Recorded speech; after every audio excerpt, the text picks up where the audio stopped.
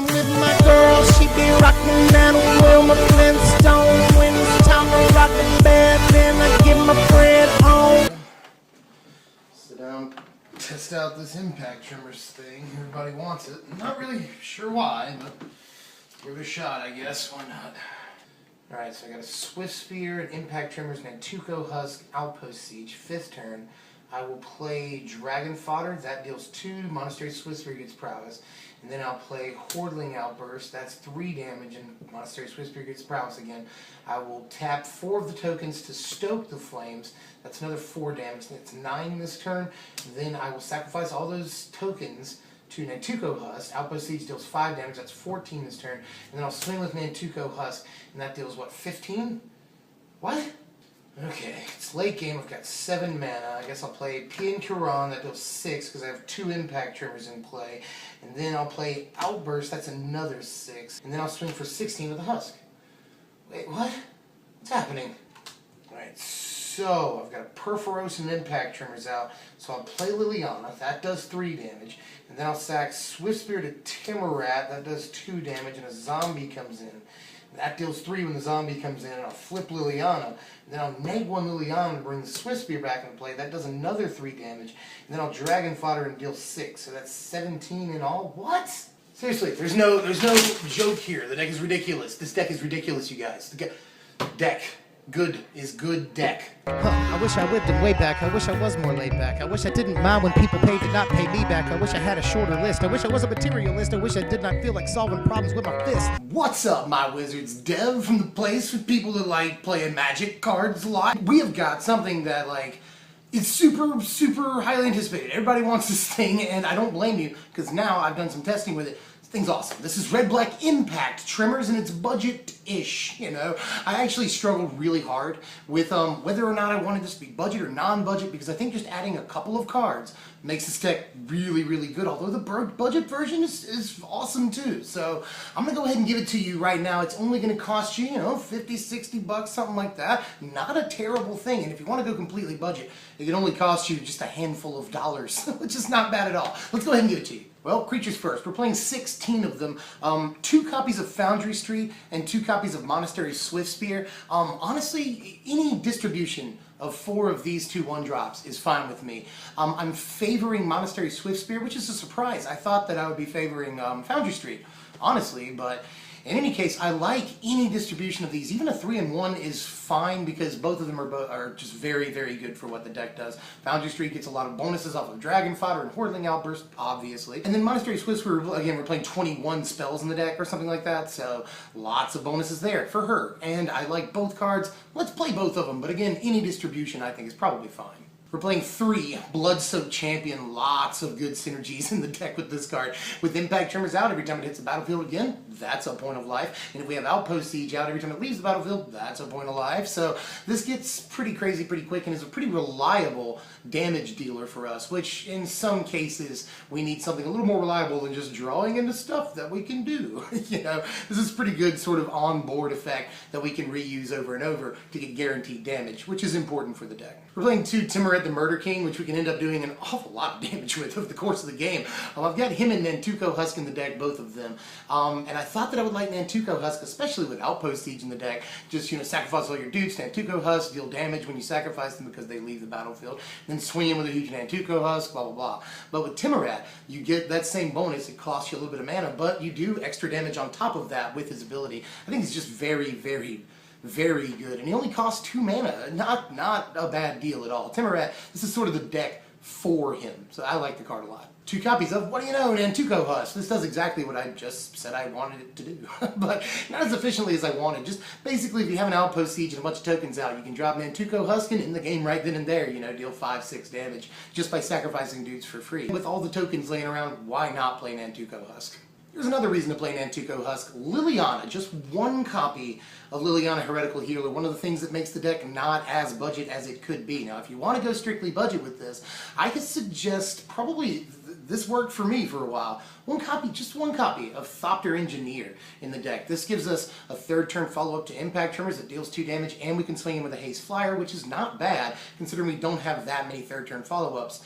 especially that aren't, I mean, there's really nothing better than Hordeling Outburst as a third turn follow-up to Impact Tremors, but Thopter Engineer is not a bad one either. Now, the one copy of Liliana is, again, another reason to play an Mtgo Husk. You can sacrifice, you know, one of your creatures, you get a token, sacrifice that, you know, you get damage off of Impact Tremors when the token comes into play, and when you sacrifice the guy, when it comes to Outpost Siege. So there's so many little synergies with Liliana, and you get a Planeswalker out of the deal. Pretty freaking awesome. So I do suggest at least, if not two, one copy of Liliana. Two copies of, I don't know if you're ready for this, Pia and Kiran Nalar. This thing is a freaking all-star, you guys. Just letting you know, if you have an Impact Tremors in play, this is obviously 3 damage right there. If you have an Outpost Siege in play, then whenever you sacrifice one of these Thopters to Pia to do 2 damage, then it does an extra damage, which is pretty cool. So just having Impact Tremors out lets Pia, and just multiple copies of Impact Tremors with a card like this is amazing. So there's that to consider too. There's many turns where you can play Pia and Kiran late game. Play Pia and Kiran, deal 3 to 6 damage if you have multiple Impact Tremors out. Sacrifice them to an Mtgo Husk, dealing more damage, sacrifice a couple of Thopters maybe to Pia that same turn, and just you're dealing all the damage in the world late game with stuff like this. And Pia and Kiran is crazy, and if all else fails, you can swing over with Flyers for the win. Whatever. This card is very flexible and does a lot for us. And we're playing 2 Perforos God of the Forge. We will not often generate enough devotion to turn him on, which kind of sucks, but that extra 2 damage whenever a creature enters the battlefield is just dope. That's like ridiculous if we have a Perforos and an Impact Tremors out, and sometimes even an Outpost Siege. This is not Magic Christmas Land, by the way. These are things that happen late game in this deck. If we can drop a Perforos with an Impact Siege out, or an Impact Tremors out, then just a Dragon Fodder does like 6 damage. Hortling Outburst does 9 damage. Ridiculous. Crazy things start happening. So Perforos is definitely, I think, a must play in this deck. Pia and Kiran, again, 9 damage. This thing is nuts, and it's dumb, and it's stupid, and you want to play it. Well, we're playing 21 spells in the deck. We're playing 4 Impact Tremors, right? I mean, we're doing that, right? We're playing 4 Impact Tremors. It does damage when things come into play, and a lot of our cards make things come into play. So we're playing that, because it's this is the deck. This is the deck. We're playing 4 copies of Lightning Strike because, we need some burn. This is good just to finish them off, if that's what we want to do. Kill creatures that maybe are in our way, which we're not going to be doing like a ton of attacking in the deck, but it's cool. We have chump blockers. That's cool too. But not only is this removal, also does damage to the face. Let's play 4 Lightning Strike, you guys. That's cool. 4 copies of Dragon Fodder, the other thing that makes the deck work. And also, while we're at it, 4 copies of Hordeling Outburst. It also makes the deck work. These cards are just ridiculous, especially if you have multiple copies of Impact Tremors or Outpost Siege, or Outpost Siege and something to sacrifice your guys to, or just chump blocking with dudes, or Perforos out. I mean, we just have many cards to facilitate these cards being awesome, so let's play these cards and get chump blockers out of the deal. There's so many reasons to do it. There's good cards, and they're good in this deck, so yes. We are playing 3 copies of Stoke the Flames because we have to. It's perfect for this deck. I'd really like to play 4, to be honest with you. We should play as many Stoke the Flames as we possibly can. It's comfortably fit in the deck. 7/1 drops plus Dragon Fodder, Hordeling Outburst, and other creatures. Let's play Stoke the Flames. I'm pretty sure it's a good idea. And 2 copies of Outpost Siege. I've said everything I want to say about this, I think, during the video. I keep bringing it up. With things like Timorat, this deals extra damage on top of the damage he already does, which is pretty effing sweet. On Mtgo Husk, this helps us deal extra damage. When we chump block with our dudes, this helps us deal extra damage. And we can always choose the other ability. Why not? I mean, for a deck like this, being able to essentially draw 2 cards every turn is pretty nuts too, but the only reason I'm only playing 2 is because our curve is getting pretty high for the kind of deck we're trying to play here. Something like, 6 4-drops, which is kind of a lot, I'll be the first to admit, but I mean, any of these 4-drops are like an almost auto win. So it's just crazy. All of them have ridiculous synergy with everything else we're playing, and I'd like to play all of them. So I'm greedy, and I'm going to do it. Because Outpost Siege is just crazy, and Perforos is crazy, and even Pia and Kiran, card is nuts. Do not underestimate that card. So, dumb. Let's go ahead and move on to the lands. The other thing that makes the deck not so budgety. 23 lands in the deck. We are playing 2 Bloodstained Mire, and you don't have to play them, but if you have 4, you should totally play 4. I feel like a play set of Bloodstained Mire actually makes the deck like insanely more efficient, and we can play less swamps. Fewer swamps is good, but you could also just go with a random assortment of mountains and swamps, way more mountains than swamps, and even the Road's Passage is fairly cheap, so you could do that. Bloodstained Mire increases our efficiency and consistency by a lot, a large degree. So I definitely suggest playing them if you can get your hands on them. Which are like the cheapest fetch, so do it. This is our board here. It's fairly self-explanatory for a red-black budget deck. We're playing some burn and some stuff against control, duress namely. Kolagon is really cool. I just wanted him to be in the main deck, but pushed him into the board against mostly other aggro. If we can drop him, it ends up being pretty good, especially with some Thopters out. He's pretty awesome, it turns out. So, do like him. Board, you know, it's a board. This is what we want to do, right? I think so.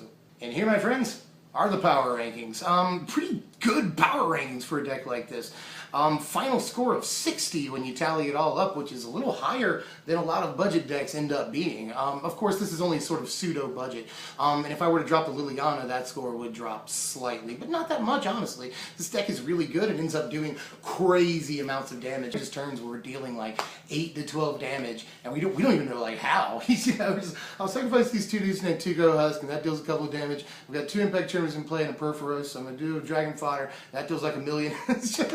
Like, stuff gets out of hand really fast. I really had a great time playing this deck, no doubt. I mean, even against some of the all-stars in the format, Green Red Dragons included, this deck can just pull out wins like out of nowhere. Like, if you survive until the 5th or 6th turn, you're just doing stupid stuff. You're doing really stupid stuff with either Perforos, you know, Pierre. If you've got a Perforos and then you play P and Kiran, especially if you also have an impact Tremors, things just get super nasty super quick. You're dealing like finishing damage really, really fast. The deck is great, I think, and has a lot of ways, lots of ways to deal a lot of damage. It's not dependent on any 1 or 2 things other than impact Tremors. But even if you don't get your Tremors, you get Outpost Siege, Perforos, you see these cards. So I think the deck is really freaking fantastic and survives very well into the late game because it's got its own chump blockers and stuff. You know, it comes stock with those. Well, that's the deck. As usual, if you enjoyed this content, please like,